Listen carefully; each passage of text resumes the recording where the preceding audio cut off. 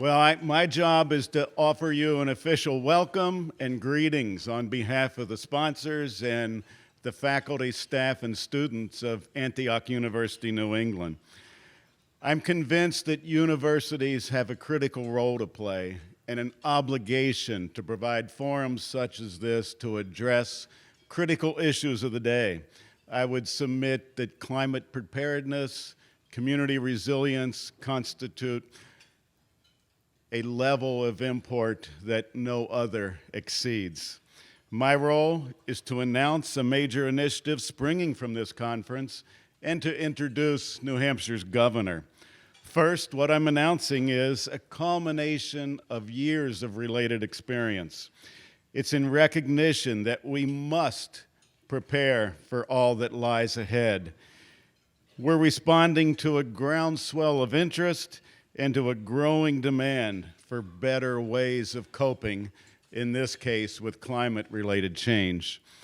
This announcement is in resonance with a White House commitment to preparing communities nationwide to deal with the shifting external environment, an external environment that quite simply shapes life, business, and society.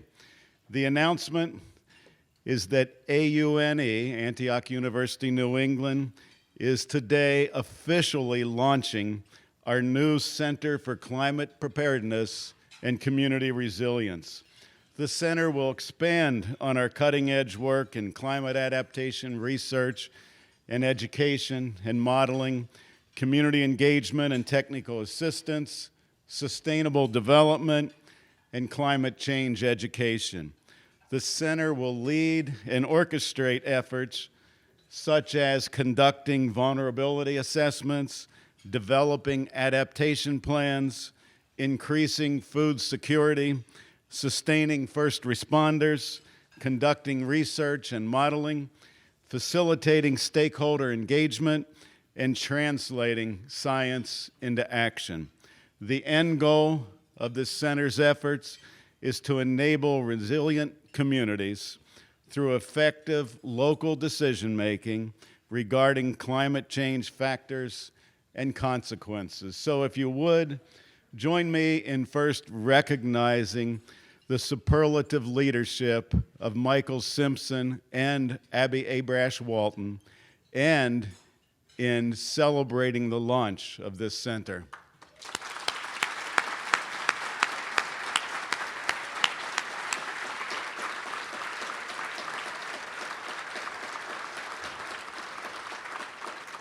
I hope Michael's not seething. He requested that I not mention his role by name. Now, I want to introduce a world-class citizen leader to offer a few remarks. Any thoughtful discussion of climate preparedness involves our elected leaders at every level. Just as this conference brings together people to strengthen our preparedness for climate change, Governor Maggie Hassan routinely brings people together to build a stronger state. She has demonstrated considerable skill at working with legislators from across the political spectrum on issues that affect the people of this state and region. Issues like jobs, education, healthcare, fiscal stability, and the environment. Prior to her election as governor, Maggie Hassan served 6 years in the New Hampshire Senate, and during those years in office, she was selected by her colleagues to serve as both President pro tempore and Majority Leader of the state Senate. The issues we are discussing today require this kind of leader, and it's with great pleasure that, if you would, join me in welcoming Governor Maggie Hassan to the podium.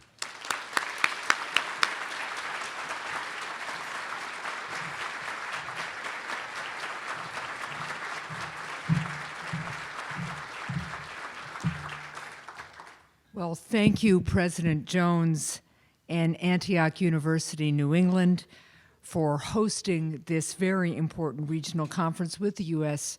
Environmental Protection Agency. And congratulations on the new center. That's terrific news and very, very exciting. I also want to thank Bob Percisepi. Have I got that right? All right. I'm seeing nods. Okay. And Bina Venkatraman for joining us as well. To Cameron Wake, our keynote speaker, who I've had the pleasure of hearing from and working with before. Thank you for participating today. And New Hampshire is very lucky to have you and so many of your colleagues working on these issues here. And to all of you here, all of the local, regional, and federal partners here for this week's conference, we are honored to welcome you. Not only welcome everyone to the center of the state, but welcome you from around the country to New Hampshire as well. Last July or so, we had a couple of extreme rain events in New Hampshire along the western part of the state and into the upper valley. And they caused devastation. And the town of Lebanon, if I've got my towns right, sustained about 2 inches of rain in one 45-minute period in the afternoon. And we went up there to inspect the damage the next day. And one of the things that had happened was a mudslide had actually come down off the back of a hill right into a brand new affordable housing development. People had literally had the ribbon cutting the previous week. I went back the next week just to see how people were doing and whether we were doing everything we could, partnering state and local folks to make sure that we were getting everything back up and running again. And one of the residents of that neighborhood pulled me aside, and I said, "How are you?" And she said, "I'm okay." She said, "But you know, last night, Governor, it started to rain again." And she said, and I found myself really shaking. She said, "Who would have thought that the sound of rain would be frightening in New Hampshire, right?" And so what you are all here to do today is really not only come together as the scientists and emergency preparedness people that you are, you're also here today to help us all think about how we deal with that kind of fast-moving, unsettling change. Because this is not just about water levels, and it is not just about how saturated our ground gets and how we build, although it is about all of those things. It is about how we give each other confidence as a community and as a state and as a country that we have the capacity to do this. And we do. You're all great representatives of that. We need to make sure that we're doing everything we can to protect in New Hampshire what makes our state and our region so special, our natural beauty, but also our truly working landscapes. You know, we're one of the states that really has such a rich number of actual working landscapes, and climate change definitely has an impact on that. We are, as the Lebanon example makes clear, dealing with major storms of increasing frequency. We are going to need to learn how to address those storms and their aftermath with better infrastructure that's more resilient and more efficient.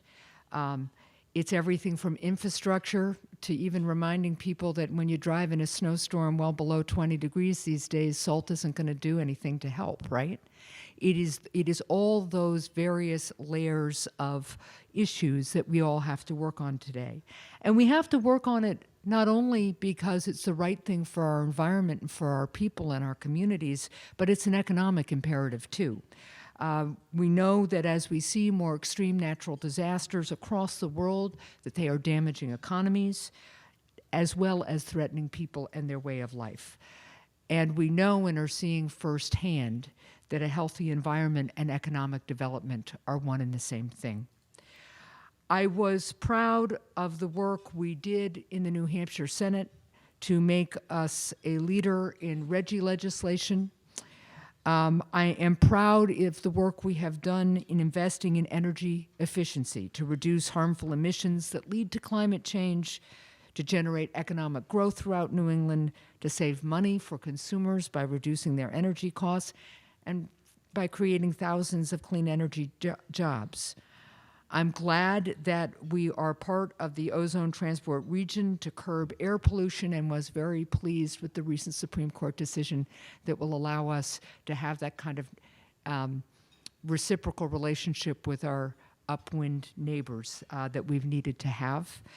The other New England governors and I have joined in a regional effort to look at the issue of energy transmission in particular, but how to make sure that we're doing everything in New England to be as diversified as we can, but also to reduce what are in New England energy prices that really do have an economic impact, as well as one for our residents. So we're trying to make sure that we're working together in New England as we look at energy infrastructure and alternative energy developments. And within New Hampshire, we are working to diversify our energy sources, reap the benefits of local small-scale clean energy. We also know that we need to develop long-term energy strategies for New Hampshire. Commissioner Burak is here. There are many other New Hampshire leaders in the room. We want to pursue clean energy strategy with input from local voices. We know that we need to protect our natural resources and the special places that aren't just special as places. They really define who we are as a people and as a place. And we need to understand that as we move forward. We need to reduce energy costs and create jobs, improve reliability and diversity of our energy infrastructure, and we need to give consumers more control over their energy use.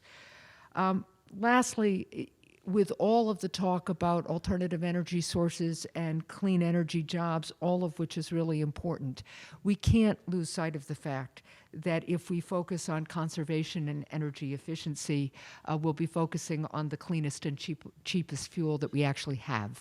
So that's another continued effort that we'll focus on moving forward. We know that we have a lot to do. We have taken some steps legislatively as a state to begin to really focus on the impact of climate change. I signed a bill last year to create Coastal Risk and Hazards Commission so that we can prepare for the important work of protecting against sea level rise and other coastal hazards. Prior to this, we didn't really let our planning and zoning commissions take this into account. Now they can. There are numerous local efforts to celebrate and recognize. The city of Keene is an early leader in developing a climate action and adaptation plan. They really set an example for the state's climate action plan in 2009, and various coastal New Hampshire climate adaptation plans are coming along, including one around water resources in my hometown of Exeter. So it's going to be really important to work on all of these issues, as all of these different efforts illustrate, I think, on both the local and state and federal levels. And that's why I'm so pleased that you are all here gathered doing this work. You're also demonstrating the value of collective problem solving. Your work is critical to responding to climate change, to protect our environment and our economy, and maintain our truly high quality of life. Please know that it's efforts like these, it's efforts that recognize that we all have to do this together.